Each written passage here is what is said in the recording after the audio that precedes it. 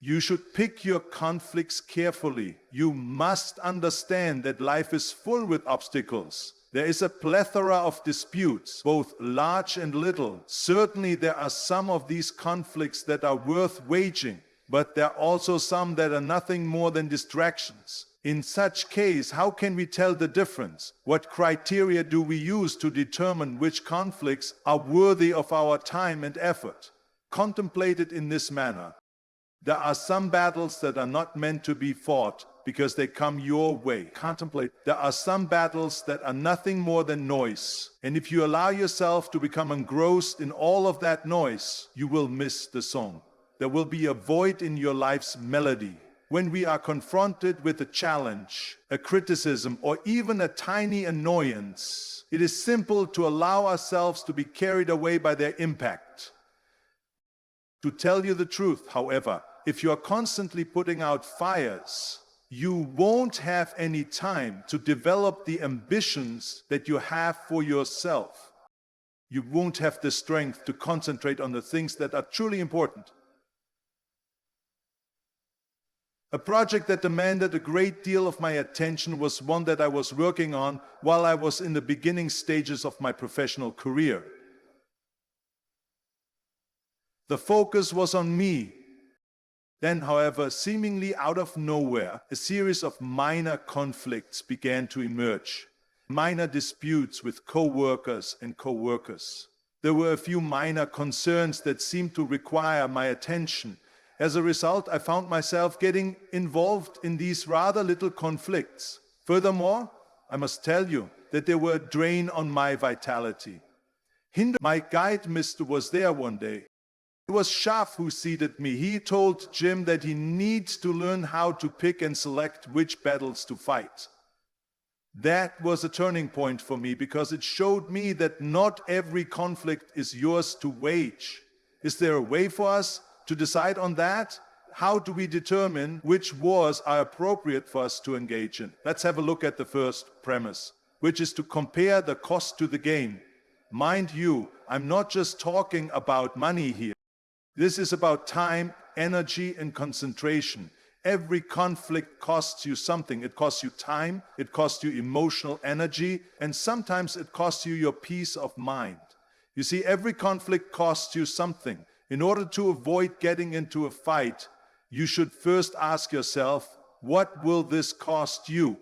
What does it cost me? And more importantly, what do I stand to gain from it? In the event that the cost is more than the gain, it is possible that you can withdraw from the conflict at this point. Please do not misunderstand me. You are not weak if you choose to walk away from the situation. Because let me tell you, pride can be an expensive thing. There are times when it takes more strength to walk away than it does to stand and fight. There are occasions when we engage in conflict solely for the purpose of defending ourselves. At the end of the day, what do we obtain? A fleeting feeling of victory or a victory that is ultimately meaningless? Keep in mind that you are not have to attend every dispute that you are invited to. You are not required to demonstrate your position to each and every person. When you are able to walk away from a situation without losing your peace of mind, that is perhaps the greatest achievement. Like the people you were invited to or not, like there's so much. In order to give that some thought, let's take a moment. Take a moment to reflect on the past week or perhaps the past month. Over the course of your life, how many times have you found yourself sucked into disputes that, in the larger scheme of things, simply did not matter?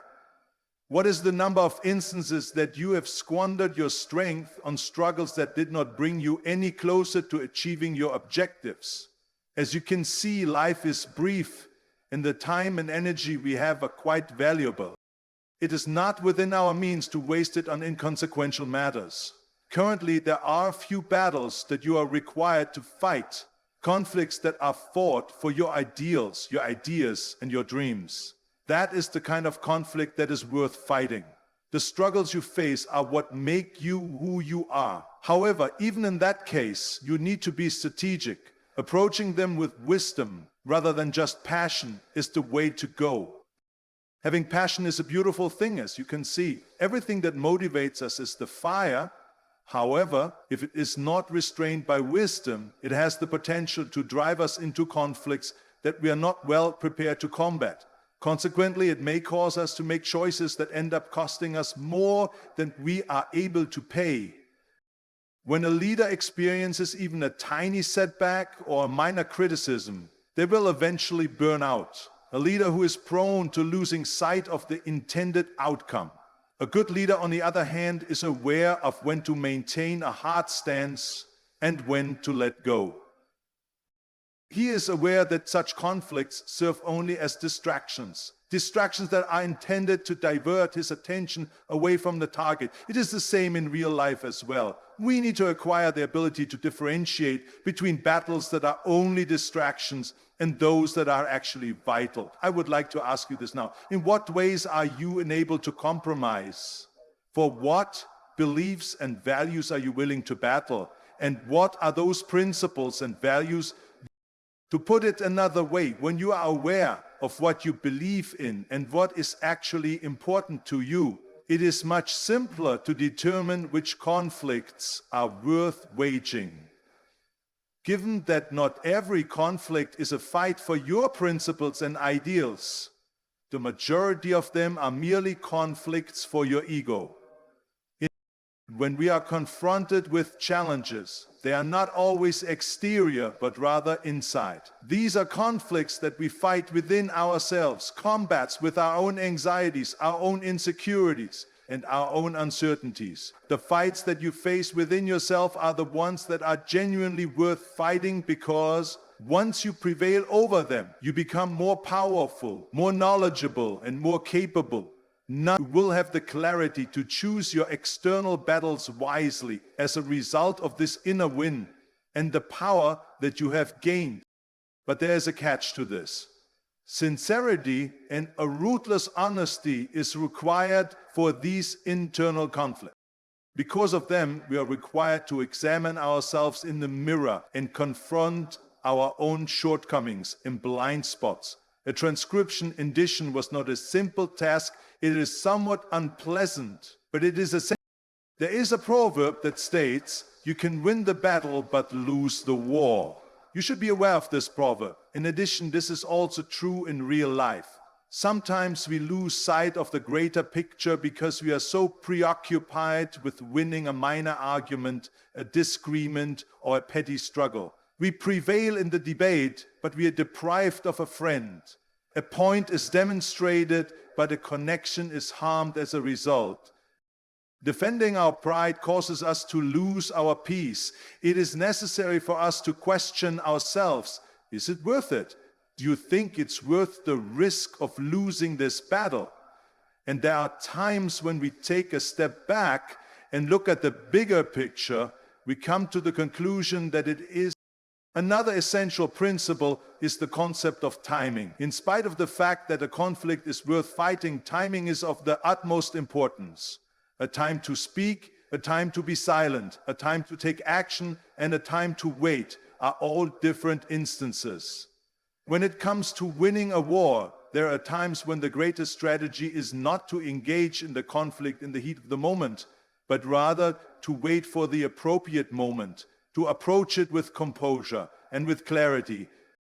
As a result of the fact that we frequently commit errors when we act on impulse or when we are angry, we make statements that we later come to regret. There are things that we do that we wish we hadn't done. Therefore, choose your moment with the same forethought that you chose your conflicts.